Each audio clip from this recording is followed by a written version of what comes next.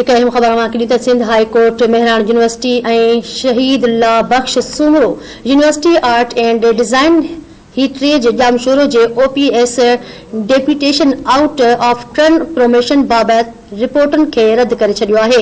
Sindh high court circuit bench Hyderabad में Mehran university ऐं Shaheed Allah Bakhsh Soomro university art and design heritage Jamshoro OPS deputation out of turn promotion ते मुकररनि खिलाफ़ दाख़िल दरख़्वास्त ते जस्टिस इक़बाल कलोड़ो ऐं जस्टिस अमजद सहतो ते मुश्तमिल डिवीज़नल बेंच ॿुधणी कई आहे। अदालत एडिशनल चार्ज ऐं इज़ाफ़ी चार्ज ते वेठल उस्ताद अफ़ीसरनि ऐं मुलाज़िमनि खे हटाए तफ़सीली रिपोर्ट 25 जनवरी ते जमा कराइण जो हुकुम ॾेई छडि॒यो आहे।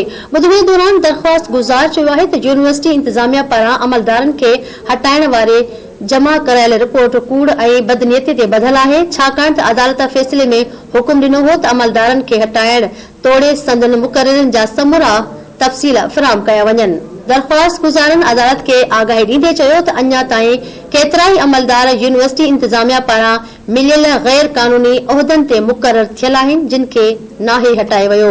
जस्टिस मोहम्मद इक़बाल कलोड़ो अमलदारनि खे छंड पटींदे चयो त यूनिवर्सिटीअ खे अदालत पारां हुकुम ॾिनल हो त समूरा गैर क़ानूनी मुक़रर अमलदार हटाए रिपोर्ट जमा कराई वञे, पर अवां रुगो हिकु पेपर जमा करायो आहे।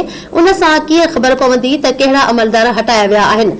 अदालत यूनिवर्सिटी इंतिज़ामिया खे ईंदड़ ॿुधणी ते तफ़सीली रिपोर्ट हलफ़नामे सां गॾु जमा कराइण जो हुकुम ॾेई छडि॒यो।